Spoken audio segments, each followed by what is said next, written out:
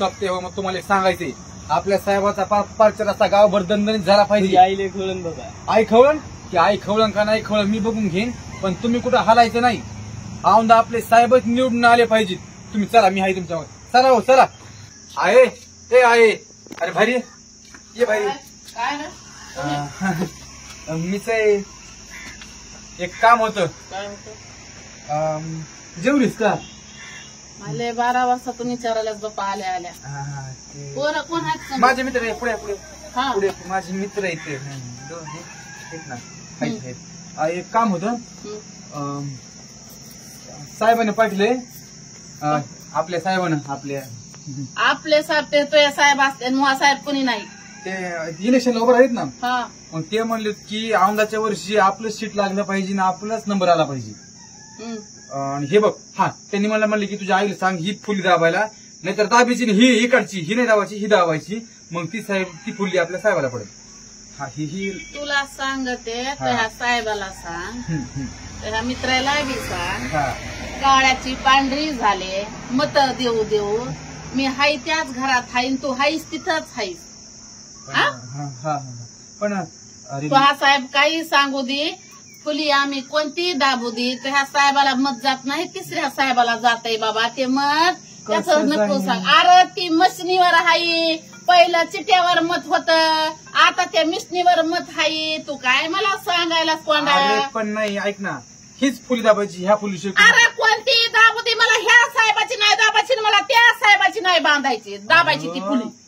आता बघ ना, जर साहेब ह्या वर्षी निवडून आले तर काही भारेच देणार हो, भारेच देणार ते बाप्पा. ते भारेच सांगितले त्यांनी, नाही का बैठक बसली होती. काय बैठक बसत नाही, त्याच्यात पुराणा गाडीन कुठं आलाय मागत तरी त्याच हे व्हाय ना. तेच इकडून निवडून येतात आणि तिकडे जातात, तिकडून निवडून येतात आणि तिसरीकडे जातात. आणि तू सांगायला की आता विकास करणार, कशाचा विकास आणि कशाची प्रगती सांगायला लागला तू. आपण हाय तिथं. अरे बाबा कोड्या, तुला सांगायला तू त्या लोकांचा कार्यकर्ता होऊ नको रे. तू घरातल्या करता धरता होय जरा, तुला निवडच कळ नाही. आणि हे पोरं कोण आहे तर तू त्याला हिडवायला लागला. मिसरुडे पोरं, त्याच्या नाकावरचं वाटावरचं दूध वाळ नाही, त्याला प्रचाराला निघलास वैर घेऊन. हा अरे हे प्रचार जाऊ नका. प्रचाराचं काय खरं नसतं रे. यासनाला लावतेत लोक. दारूची सोय तुमची करीत असते. नाही, दारू पित नाही मी. त्यांनी आता त्या दिवशी भाषण होतं, कडकडीत भाषण मारलं साहेबांना आपल्या.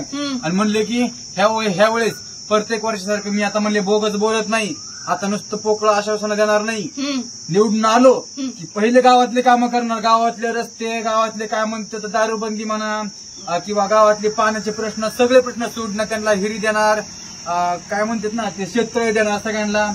माझा शब्द खोटा ठरायचा नाही. त्यांनी असं भाषणामध्ये कडकडून सांगितले सर गावाला सर. अरे आजवर कसेच भाषण सरे लोक करीत आलेले तर ह्या डोसक्यात तरी कवा घुसायचंय. त्याच्या भाषणाला बळी नपुरा पडू. काय खरं नाही त्याचं, काय खरं नाही.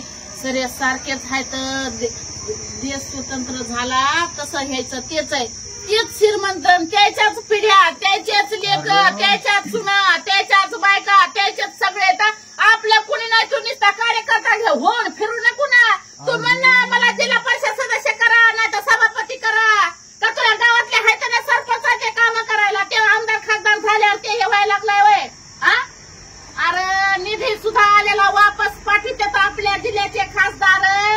ते काय निवडून देतात आणि त्याला काय निवडून द्यायचं. तू चालला सांगायला मला मत करायला. अरे खर्चीलाय का त्यानं गेल्या 10-15 वर्षातला निधी आलेला होता ना, पैसा लाखावर येतय ना. खर्चित नाहीत का काम करीत? अरे वापस पाठवीत येतं. त्याचा अभ्यास केलास का? त्या बचत गटातून आम्हाला कळतंय म्हणून माहित आहे.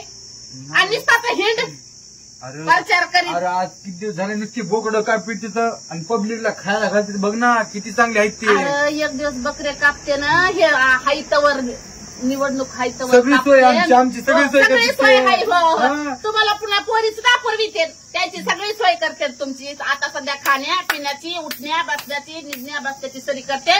रोजगाराची करतात का? अरे घरात सिलेंडर आणलेस का भरून? 300 रुपयाचं सिलेंडर किती रुपयाला झालंय? 1200 आणि 1300 रुपयाला निघला चालला सांगायला, प्रचार करायला लागलाय. दलिंद्र मायका. आणि तुम्ही येता माग काम हिंडायला. ते बाबा हो काम हिंडायला तुम्ही येता माग.